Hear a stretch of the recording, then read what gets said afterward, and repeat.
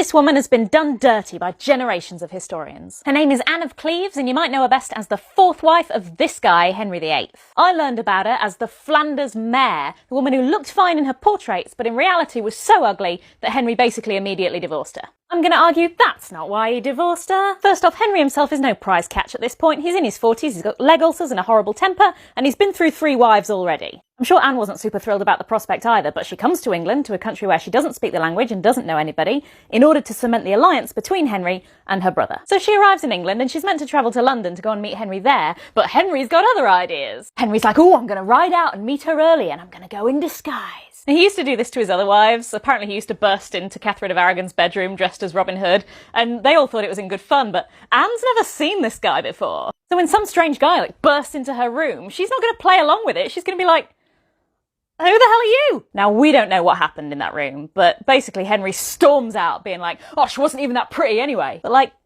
we've all seen blokes who are really nice to you until you turn them down, and then they're like, well, you're an ugly cow anyway. You're not even that pretty, get over yourself. Like, lots of people had written about Anne, and no one called her ugly until Henry did it first. And why would Holbein have painted an inaccurate picture? He's the greatest portrait artist of his generation, and he's working for Henry. He has no incentive to make her look nicer than she is. Anyway, Anne got the last laugh, because part of the divorce settlement, she got like multiple castles, generous pension, high title for the rest of her life, and she never had to sleep with Henry VIII.